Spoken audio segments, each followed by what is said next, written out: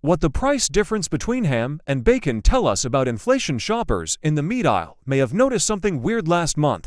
Bacon prices are sizzling, but ham's not so hot. Bacon is more expensive than it was a year ago, with prices up 6.9% from May 2023 to May of this year, according to inflation data from the Bureau of Labor Statistics. Pork chops were up too, by 4.6%. But ham prices were lower, falling 5.4% overall and dropping 6.3% when you exclude canned varieties.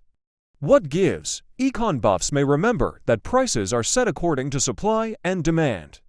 You'd expect any supply issues, like too many hogs or too few, to cause prices of each of the items to move up or down, all in the same direction. The discrepancy, then, must be caused by differences on the demand side. And it is. Demand for domestic pork has grown in recent years outside of the US, but rising demand, plus the same or reduced supply, should push prices up, not down. So again, what gives? To understand, you have to zoom out, looking at long-term retail pricing strategy and food price trends. It's all relative. Glenn Tonser, a professor in the Department of Agriculture Economics at Kansas State University, suggests that if you zoom out, pork prices are indeed going up across the board. From May 2019 to May 2024, according to government data shared by the Federal Reserve of St. Louis, prices of ham, pork chops, and bacon all went up. But prices for ham actually went up higher than the prices of bacon and pork chops. That's because U.S. ham exports have been booming, particularly to Mexico.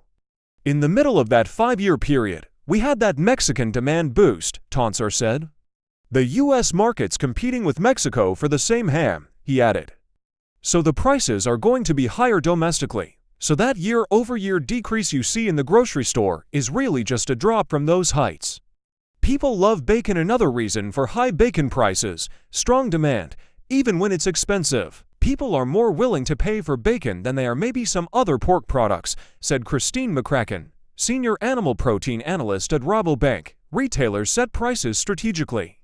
So if they know that customers are more willing to spend more on bacon, they might keep those prices high or raise them to make up for decreases in other areas where customers might spend less. Prices in the supermarket aren't just tied to cost. They're also determined according to the psychology of how people shop. For example, if you see a deal for eggs or pancake mix, you might go into the store for those items. Once inside, you may very well pick up a package of bacon as a treat because you'll be making breakfast at home anyway, and you got a good price for most of the meal. It's also possible that bacon prices are not quite as high as they seem because of discounts. What you see more in bacon is kind of a high-low strategy, said McCracken. You'll keep the price high on a normal day and then put it on super sale. And even if bacon, pork chops, and taking the long view, ham are getting more expensive, they might still be a cheaper protein option than beef, not to mention restaurant meals. Cheaper than fast food. While grocery prices are flattening, menu prices continue to increase, frustrating customers and prompting some to dine out less often and spend less when they do. Grocery prices rose 1% in the 12 months through May, according to the Bureau of Labor Statistics. In that period, menu prices at full-service or sit-down restaurants rose 3.5%. They jumped 4.5% at limited-service restaurants, which include fast food and fast casual joints. Chains from Burger King to KFC to Starbucks have started offering menu deals in an effort both to bring people back and restore their reputations as affordable food options.